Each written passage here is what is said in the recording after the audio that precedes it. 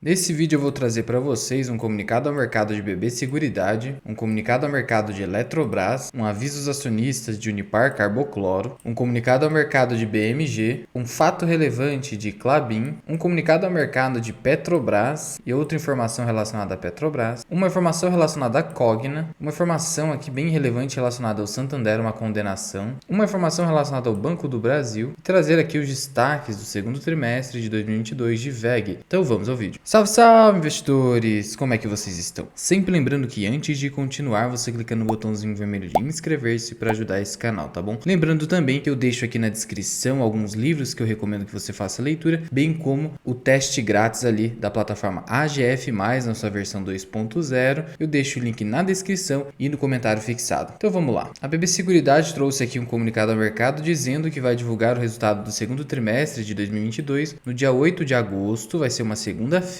antes da abertura do mercado. Então vai publicar de manhãzinha ali, tá? O período de silêncio, em que não pode haver ali manifestações públicas de pessoas vinculadas à empresa a respeito dos resultados da BB Seguridade, entre 24/7 de 2022 e 7/8, um dia antes da publicação dos resultados. Prosseguindo aqui em relação à Eletrobras, ela trouxe um comunicado ao mercado informando aos acionistas e ao mercado em geral, em razão de notícias publicadas pela imprensa, nessa data, dia 20 de julho, sobre nome de potencial novo executivo para a presidência da companhia, que não tem conhecimento de qualquer indicação de novos diretores e que convocou uma Assembleia Geral Extraordinária de Acionistas a ser realizada em 5 de agosto de 2022 para a eleição de novos conselheiros de administração após o processo de privatização. O atual mandato dos diretores da companhia, incluindo o presidente, tem vigência até julho de 2023, e essa especulação da mídia ocorreu por conta do pedido de demissão feito pelo CEO da Vibra. As ações saltaram mais de 5% por conta disso, e aí a mídia está achando que o CEO vai para Eletrobras, companhia onde antes ele presidia até o ano passado, entendeu? Não sabemos ainda, mas o mercado viu com uma notícia positiva para a Vibra, né? Prosseguindo aqui, em relação à Unipar, um aviso aos acionistas, em que ela informa ali aos acionistas e ao mercado que, em decorrência da bonificação de ações que foi aprovada na Assembleia Geral Ordinária e Extraordinária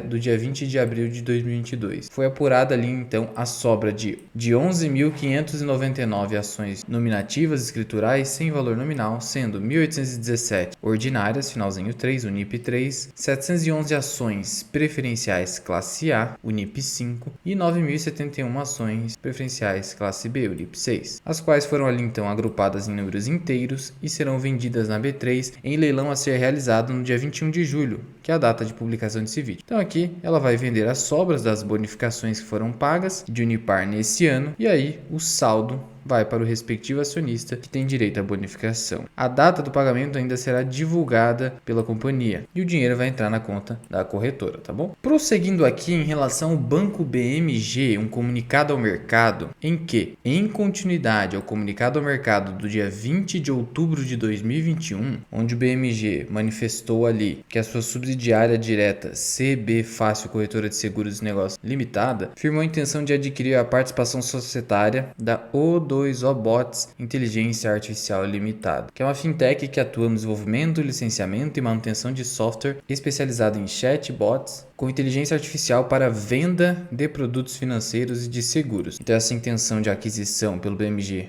ocorreu dia 20 de outubro e agora o comunicado no mercado da concretização dessa compra, de tal modo que o BMG passou a deter indiretamente 21,99% do capital social da O2O Bots, né? Inteligência Artificial Limitada. Segundo o BMG, essa operação de compra faz parte da estratégia de criar um ecossistema de startups com competências especializadas. No caso dessa aqui, essa fintech especializada em chatbots para a venda de produtos financeiros e de seguros. Uma aposta aí do BMG. Apenas uma crítica aqui em relação aos comunicados ao mercado publicados, eles não deixam claros aos acionistas o valor pago pela operação. Veja, nem no comunicado ao mercado de intenção isso foi previsto e nem no comunicado ao mercado agora de aquisição. É preciso mais transparência, o acionista precisa saber, ele não precisa ter que pesquisar o contrato que foi firmado, tem que estar aqui no comunicado ao mercado, o quê? Quanto que representou para o BMG fazer essa compra aqui indiretamente por meio da sua subsidiária em valores, seja em dólar, seja em real, de preferência em real, porque é a moeda de curso legal no país, tá? Prosseguindo aqui, em relação à Klabin,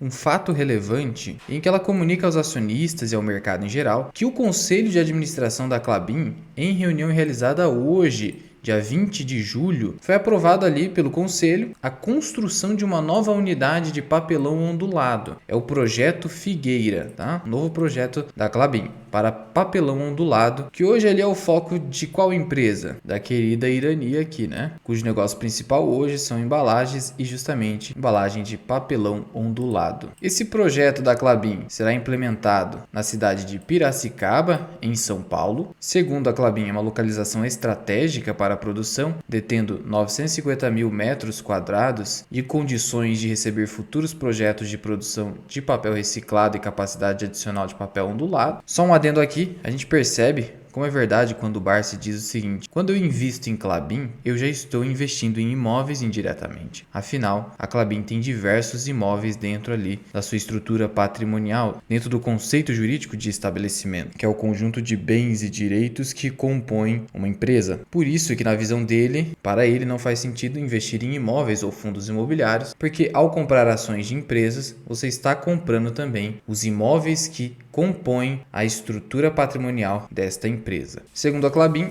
a capacidade de produção anual da nova unidade de Piracicaba, projeto Figueira, será de 240 mil toneladas de papel ondulado, para concorrer ali com força em relação à Irani. A Klabin é uma empresa centenária e não quer parar de crescer, né? Segundo a Klabin, com esse projeto e a adição da capacidade do projeto de Horizonte, a capacidade nominal de conversão de papelão ondulado da Klabin será de aproximadamente 1,3 milhão de toneladas por ano, uma gigante. O projeto Figueira terá um investimento de 1,57 bilhão de reais, incluindo cerca de 200 milhões de impostos recuperáveis aqui. O desembolso vai acontecer entre os anos de 2022 e 2024 e será financiado pela posição de caixa da companhia. Então, a princípio não vai ter endividamento para o custeio desse projeto. Klabin jogando dividendos para o futuro, hein? É isso. Não espere grandes dividendos em Klabin, espere crescimento. Prosseguindo aqui em relação à Petrobras, um comunicado ao mercado a respeito do pagamento da remuneração aos acionistas. E hoje, para quem não sabe, eu sou um acionista de Petrobras, comprei 100 ações preferenciais a um custo médio de aquisição de R$ 26,75, já está R$ 29,17. Era um tanto quanto manifesto que era uma oportunidade abaixo de R$ 27,00. E aí, essa é a segunda parcela de R$ 1,85 de dividendo, tanto por ação ordinária quanto preferencial, mas com base na posição acionária do dia 23 de maio de 2022. Eu comprei no dia 17/6/2022, não tenho direito a receber o provento. Lembrando que isso aqui se refere ao comunicado ao mercado da Petrobras de dividendos de R$ 3,71 por ação, dividido em duas parcelas ali, né? A primeira parcela que foi paga no dia 20 de junho, a segunda agora 20 de julho. Se pingou aí na sua conta da corretora ou banco que você investe, deixe aqui nos comentários. E ainda sobre Petrobras, os petroleiros ali rejeitaram a segunda contraproposta ali da Petrobras. Ontem eles fizeram uma reunião, uma nova tentativa de acordo coletivo e a categoria não aceitou o reajuste de 7%,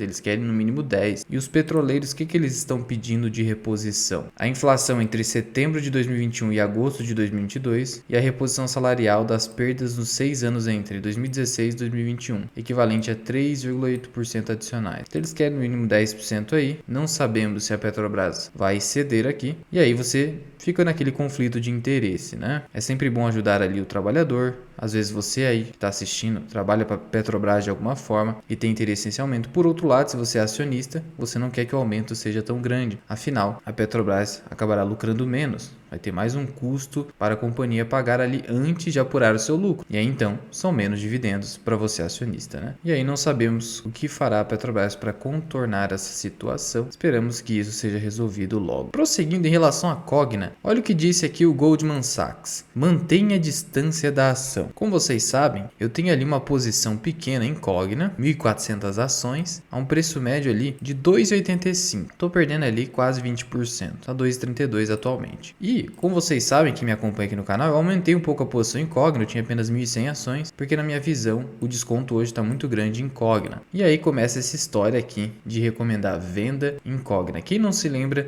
aquelas recomendações de venda em cima da Cielo? E aí o que aconteceu? Cielo simplesmente subiu 100% nos últimos 6 meses. Eu peguei até um corte de uma entrevista do Barsi, como ele demonstra ali a manipulação de mercado desses grandes bancos de investimento. Vou deixar aqui no card, mas o fato é que quando esses bancos começam a falar para vender ali, talvez seja o momento de comprar. Não estou fazendo recomendação, é só o que a gente acaba na nossa experiência prática, experimentando, né? Verificando essa situação de como eles movem a sardinhada para o caminho contrário dos interesses deles. Apenas 2 pontos relevantes aqui. Ela recentemente aprovou um programa de recompra de ações, tá? Esse programa foi aprovado em fevereiro desse ano, quando a cotação estava superior, estava 2,42, 2,44. Além disso, a Cogna, em maio de 2022, publicou ali que, em razão do ciclo de captação de alunos do primeiro semestre de 2022, sua vertical de graduação alcançou o marco de 1 milhão de alunos ativos. Então a companhia tem se recuperado, de tal modo que eu não vejo nenhum fundamento aqui para essa recomendação de venda. Mas de novo, não estou aqui para fazer recomendação nenhuma. Prosseguindo aqui, em relação a Santander, ele foi condenado a pagar 275 milhões de reais em uma ação civil pública. Santander é esse que vem acumulando uma queda de quase 10% nos últimos 6 meses, quase 30% nos últimos 12 meses, um dos bancões aí que mais caíram. E essa condenação, que é bem relevante, representa quase 10% do lucro líquido apresentado pelo banco no primeiro trimestre de 2022, decorre de uma ação civil pública movida pelo Ministério Público do Trabalho. É uma condenação de segunda instância. O banco já declarou que irá recorrer da decisão,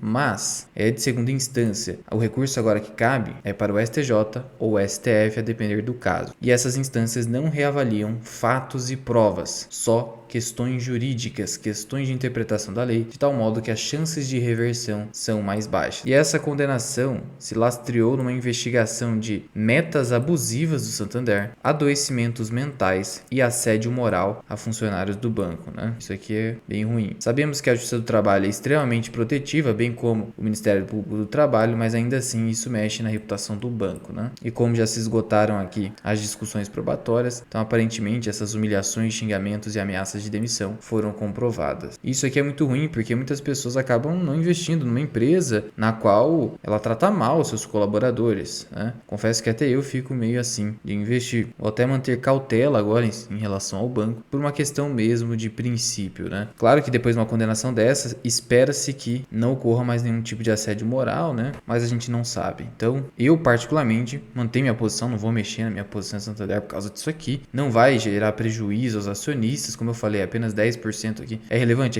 mas não vai gerar um grande prejuízo, mais ou menos 10% de um lucro trimestral, mas vamos ficar de olho aí para ver se o banco vai se adequar em relação aos seus funcionários, né? E se o banco conseguir reverter, muito melhor, né? Qualquer atualização eu trago para vocês aqui no canal, então já se inscreve aí e ativa o sininho. E aproveitando que estamos falando de bancões, os resultados do segundo trimestre de 2022 devem refletir maiores receitas com juros, essa Selic enorme. Por outro lado, aumento na inadimplência, e isso também está gerando queda nos bancões. Isso porque a escalada da inflação não só corroeu o poder de compra do brasileiro, como diminuiu sua capacidade de pagar seus empréstimos. Então vai aumentar o índice de inadimplência. Os bancões, em especial ali o Bradesco, expandiu sua carteira de crédito através ali de créditos podres, digamos assim, como por exemplo cheque especial, em que os juros são altíssimos, mas o índice de inadimplência é gigantesco. Então é esperado ali que os bancões façam maiores provisões. Por isso que o mercado já precificou e toda essa queda de Santander, Bradesco aqui caindo também bastante e Itaú também na mesma linha. O único que está tancando aí com subida nos últimos 12 meses é o Banco do Brasil, porque o Banco do Brasil já vem há muito tempo andando de lado e é o banco mais barato, aí por isso conseguiu, digamos assim, tancar, mas é provável que até ele sinta ali os impactos no segundo trimestre de 2022. Então não espere um trimestre tão forte quanto o primeiro, mas ainda assim também não é o fim do mundo, né? Decorre do cenário econômico que estamos vivendo hoje, não é uma questão da empresa, é uma questão da economia como um todo. E falando de Banco do Brasil, mais uma curiosidade aqui para você. vocês, o banco já gerencia 7 bilhões de reais em saldos com outros bancos em app de gestão financeira. Então, por meio da tecnologia ali Open Finance, que é uma ampliação de escopo do Open Bank, permitindo que o cliente dê consentimento para que seus dados sejam compartilhados com instituições financeiras que não necessariamente ele tem conta, a fim de ter acesso a melhores serviços e produtos. E no caso do Banco do Brasil, que está aí gerenciando 7 bi já de saldos, o app ali é um agregador que permite em um mesmo local o cliente tem acesso a várias contas, facilitando a gestão da sua vida financeira. Então isso aqui é muito interessante, claro que tem que ter consentimento, até pela Lei Geral de Proteção de Dados. E aproveitando isso aqui, recentemente eu baixei o Banco IT, coloquei um dinheiro lá, e uma função interessante que tem ali no aplicativo, com base no Open Finance, é a consolidação dos saldos que eu tenho no Banco Itaú, que eu tenho conta no Banco Itaú, tanto conta corrente quanto